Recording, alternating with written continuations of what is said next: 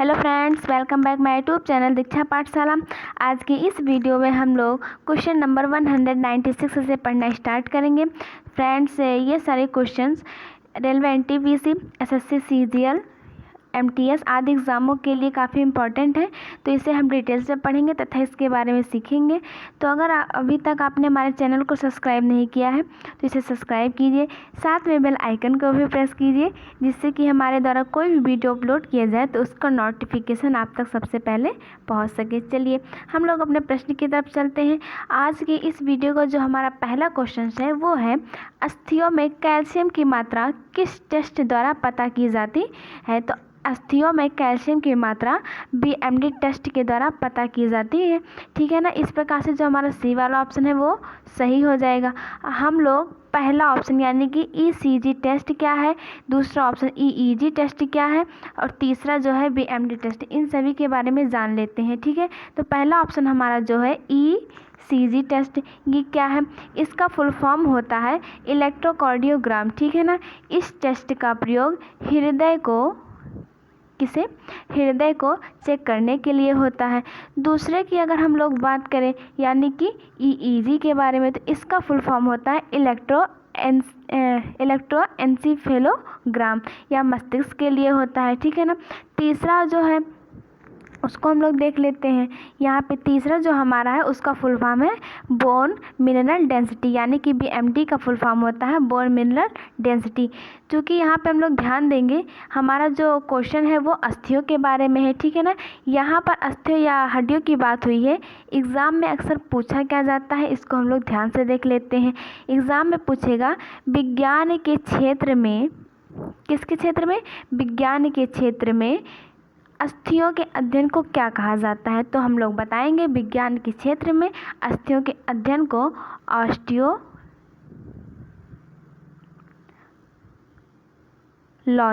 कहा जाता है। ठीक है ना, ऑस्टियोलॉजी कहा जाता है। यहाँ पे हमारा अस्थियों की बात हो रही है, तो हम लोग जान लेते हैं कि मनुष्य में अस्थियाँ जो होती हैं वो 206 अस्थियाँ होती है। ठीक है ना। मनुष्य में 206 हड्डियाँ पाई जाती हैं। अगर हम नवजात शिशु के बारे में बात करें, किसके बारे में? नवजात शिशु के बारे में, तो नवजात शिशु में 280 से 300 तक हड्डियाँ पाई जाती हैं। ठीक है ना। इस प्रकार से हमने इसके बारे में जाना। अगला क्वेश्चन हमारा है लाल दवा का रासायनिक नाम क्या है? ध्यान पूर्वक सुनिएगा। यहाँ पे प्रश्न हमारा है लाल दवा का, किसका? लाल दवा का रासायनिक नाम क्या है? यहाँ पे ऑप्शन हमारा दिया गया है सोडियम क्लोराइड, दूसरा है सल्फ्यूरिक अम्ल, तीसरा है पोटेशियम परमैंगनेट, चौथा है कॉपर सल्फेट। इस प्रकार से हमारे 4 विकल्प दिए गए हैं। तो लाल दवा का जो रासायनिक नाम होता है वो है पोटेशियम परमैंगनेट, यानी कि KMnO4। ये पोटेशियम परमैंगनेट का क्या है? रासायनिक सूत्र है। ठीक है ना। यहाँ पे प्रश्न इस प्रकार से एग्जाम में पूछा जाता है कभी कभी, क्या होगा, यहाँ पे सोडियम क्लोराइड ना देकर सोडियम क्लोराइड का फार्मूला लिख देगा। कभी कभी फार्मूले के रूप में भी इस प्रश्न को पूछा जा चुका है। तो जैसे कि यहाँ पे हम बता दें आपको, सोडियम क्लोराइड का फार्मूला हो गया NaCl। ठीक है। सल्फ्यूरिक अम्ल का सूत्र हो गया H2SO4 और पोटेशियम परमैंगनेट का सूत्र हो गया KMnO4 और कॉपर सल्फेट का हो गया CuSO4। इस प्रकार से हमारे फार्मूले की बात हो गई। अब हम बात करते हैं कॉपर सल्फेट। कॉपर सल्फेट को नीला थोथा या क्यूप्रिक सल्फेट भी कहा जाता है। ठीक है ना। हम लोग तीसरे ऑप्शन यानी कि पोटेशियम परमैंगनेट को जान लेते हैं। पोटेशियम परमैंगनेट जो होता है वह एक प्रबल ऑक्सीकारक है। क्या है? प्रबल ऑक्सीकारक है। ठीक है ना। प्रबल ऑक्सीकारक है। चलिए, यह जल में घुलकर तीव्र गुलाबी या बैगनी रंग का विलयन देता है। बैगनी रंग का क्या देता है, विलयन देता है। अगर हम इसके गलनांक की बात करें, किसके गलनांक की, पोटेशियम परमैंगनेट के गलनांक की बात करें तो इसका गलनांक होता है 240 डिग्री सेल्सियस। इस प्रकार से हमने पोटेशियम परमैंगनेट के बारे में भी जाना। चलिए हमारा नेक्स्ट क्वेश्चन है, श्वसन का नियंत्रण मस्तिष्क के किस भाग द्वारा होता है। तो यहाँ पे जो हमारा ऑप्शन लिखा है सी वाला, मेडुला ऑब्लंगेटा, ठीक है ना, ये हमारा सही हो जाएगा। ठीक है, तीसरा ऑप्शन हमारा हो गया सही। चलिए हम लोग बात करते हैं मस्तिष्क के बारे में। अगर हम मस्तिष्क के वजन की बात करें, किसकी, मस्तिष्क के वजन की, तो यहाँ पे मस्तिष्क का जो वजन होता है वह 1300 से 1400 ग्राम होता है। ठीक है ना। एग्ज़ाम में कभी कभी क्या होता है, एग्ज़ाम में ऑप्शन कभी कभी दे देता है 1350 या फिर 1400, 1300, इस प्रकार से ऑप्शन दे देता है। तो यहाँ पे हम लोग 1300 अगर ऑप्शन आएगा 1300 लगाएंगे, 1400 आएगा तो 1400 लगाएंगे। अगर ये दोनों एग्ज़ाम में ऑप्शन नहीं आया तो हम लोग क्या लगाएंगे, 1350। इस प्रकार से ये हम मस्तिष्क के वजन के बारे में जान लिए। आगे हमारा जो क्वेश्चन है उसको देखते हैं।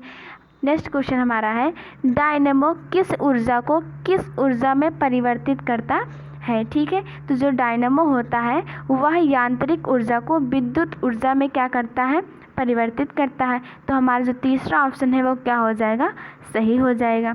चलिए नेक्स्ट क्वेश्चन है, किसी व्यक्ति के पाचन तंत्र की जांच करने के लिए इस्तेमाल किया जाने वाला यंत्र कहलाता है। तो किसी व्यक्ति के पाचन तंत्र की जांच करने के लिए इस्तेमाल जो यंत्र किया जाता है उसे हम लोग कहते हैं इंडोस्कोप। ठीक है ना।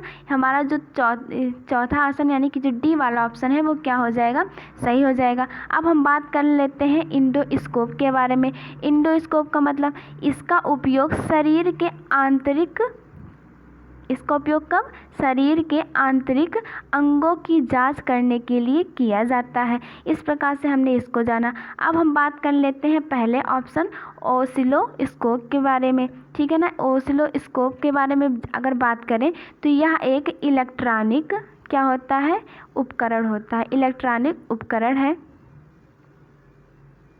इलेक्ट्रॉनिक उपकरण है जो कि विभवांतर के समय के सापेक्ष या किसी विभवांतर सापेक्ष एक ग्राफ के रूप में प्रदर्शित करता है। ठीक है, वो क्या हो गया, ओसिलोस्कोप हो गया। बात करते हैं माइक्रोस्कोप यानी कि दूसरे ऑप्शन के बारे में अगर बात करें तो इसका प्रयोग, माइक्रोस्कोप का प्रयोग क्या होता है, आँखों से,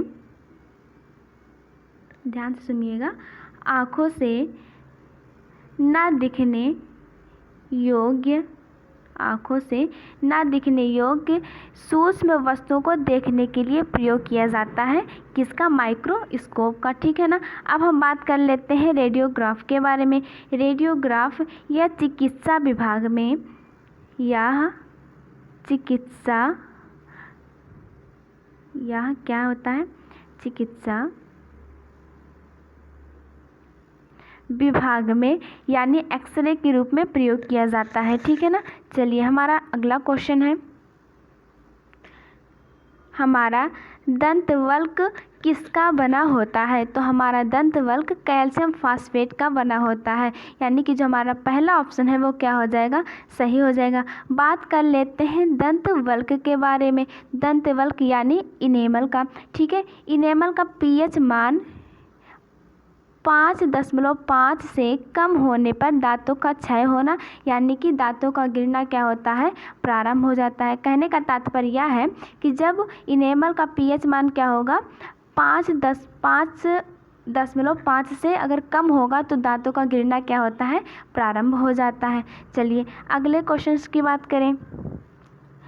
लोहा जिससे प्राप्त होता है वह है, लोहा जिससे प्राप्त होता है वह क्या है, हेमेटाइट, यानी कि हेमेटाइट से क्या प्राप्त होता है, लोहा प्राप्त होता है। चलिए हेमेटाइट का जो सूत्र होता है वह होता है Fe2O3। ठीक है ना। इस प्रकार से हमने इसको सूत्र को जान लिया। पिच ब्लेंड से क्या होता है, यूरेनियम प्राप्त होता है। ठीक है। मोनाजाइट रेत की अगर बात करें तो मोनाजाइट रेत से थोरियम प्राप्त होता है। ठीक है। अगला हमारा क्वेश्चन है, एल्युमिनियम निम्नलिखित में से कौन जल से हल्का होता है? एल्युमिनियम होता है, सोडियम होता है, मैग्नीज होता है या फिर मैग्नीशियम। इन चारों विकल्प में से ऐसा क्या है जो जल से हल्का होता है? तो जो जल से हल्का होता है वो हमारा बी यानी कि जो सोडियम है वह जल से क्या होता है? हल्का होता है। बी वाला ऑप्शन हमारा क्या हो जाएगा? सही हो जाएगा। सोडियम यानी अगर सोडियम के सापेक्षिक घनत्व के यानी कि आपेक्षिक घनत्व के बारे में बात करें, आपेक्षिक घनत्व के बारे में बात करें तो इसका आपेक्षिक घनत्व होता है 0.97। ठीक है, सोडियम का आपेक्षिक घनत्व कितना होता है? 0.97 होता है। यह जल से हल्का होने के कारण जल के ऊपर क्या करता है? तैरता रहता है। ठीक है ना। अब हम लोग बात कर लेते हैं अगले प्रश्न के बारे में। हमारा जो नेक्स्ट क्वेश्चन है वो है कांसा मिश्र धातु होता है। किसका मिश्र धातु होता है कांसा? तांबा और चांदी का, तांबा और सीसा का, तांबा और जस्ता का, और जो चौथा ऑप्शन है कॉपर तथा टिन का। तो यहाँ पे जो हमारा ऑप्शन सही होगा वो है चौथा, यानी कि कॉपर और टिन का मिश्र धातु होता है कांसा। अब यहाँ पे ये देखते हैं कॉपर कितने % होता है और टिन कितने % होता है। ठीक है, तो कॉपर जो होता है वो 88%, कितना? 88%, और जो टिन होता है वो 12% होता है। अगर बात करें कांसा मिश्र धातु होता है वो चौथा ऑप्शन हमारा क्या हो गया? सही हो गया। इसका जो प्रयोग होता है वो सिक्कों, बर्तनों, घंटे तथा घंटियाँ बनाने में किया जाता है। ठीक है ना। चलिए नेक्स्ट क्वेश्चन हमारा है स्टील की कठोरता प्रदान करने के लिए इसमें किसकी मात्रा बढ़ाई जाती है? तो स्टील की कठोरता प्रदान करने के लिए कार्बन की मात्रा बढ़ाई जाती है। यहाँ पे जो हमारा पहला ऑप्शन है वो क्या होगा? सही हो जाएगा। चलिए नेक्स्ट क्वेश्चन, टमाटर में लाल रंग का कारण होता है। टमाटर में जो लाल रंग का कारण होता है वो क्या है? इसको हम देख लेते हैं।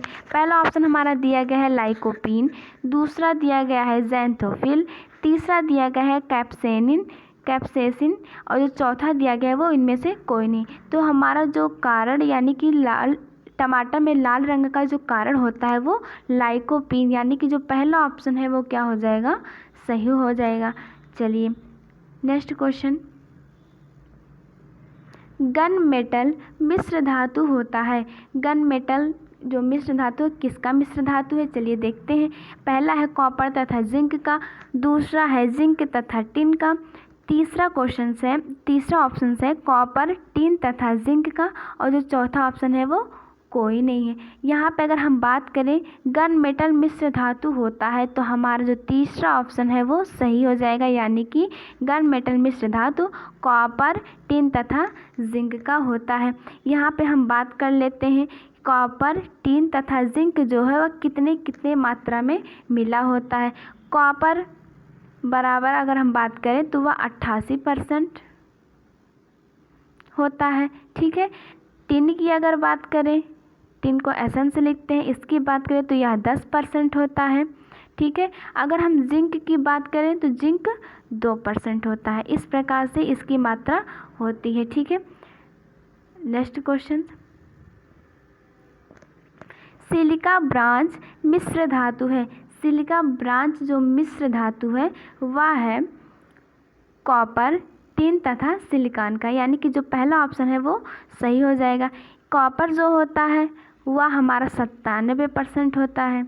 कितना? 97% होता है। टिन होता है, टिन 2% होता है। ठीक है ना, और सिलिकॉन जो होता है वो 1% होता है। इस प्रकार से हमारे मिश्र धातु हो गए। चलिए अगला क्वेश्चन हमारा है सिलिकॉन है। सिलिकॉन क्या है? अर्धचालक है, विद्युत रोधक है, कुचालक है या फिर चालक है। तो जो सिलिकॉन है यहाँ पे SI इसको लिखते हैं। सिलिकॉन जो होता है वो अर्धचालक होता है, यानी कि जो पहला ऑप्शन है वो हमारा सही हो जाएगा। अगर हम बात करें सिलिकॉन की खोज यानी कि SI की खोज किसने की थी और कब की थी, तो हम इसको जान लेते हैं। सिलिकॉन की खोज सन 1824 ईस्वी में जैकब बर्जीलियस ने किया था। ठीक है ना, इस प्रकार से हमने इसको भी जाना। इसकी खोज किसने की थी? वर्जीलियस ने की थी सन 1824 ईस्वी में। चलिए, इस वीडियो का हमारा अंतिम प्रश्न है, चेचक होने का कारण है। चेचक होने का कारण क्या है? Varicella virus. तीसरा ऑप्शन जो है वो सही हो जाएगा। वैरिसेला वायरस के कारण ही क्या होता है? चेचक होता है। चेचक जो है, यहाँ पे हम इसको जान लेते हैं। चेचक को हम लोग कहते हैं छोटी माता के भी नाम से जानते हैं, या फिर स्मॉल पॉक्स के नाम से भी जानते हैं, ठीक है ना। अगर हम बात करें चेचक का टीका किसने विकसित किया था, जो चेचक है उसका जो टीका यानी कि चेचक का टीका किसने विकसित किया था, तो हम जान लेते हैं चेचक का टीका एडवर्ड जेनर ने। किसने? एडवर्ड जेनर ने विकसित किया था। इस प्रकार से हमारे क्वेश्चन समाप्त हुए। तो अगर आपको हमारा वीडियो पसंद आया हो तो इसे लाइक, सब्सक्राइब, शेयर ज़रूर कीजिए। धन्यवाद।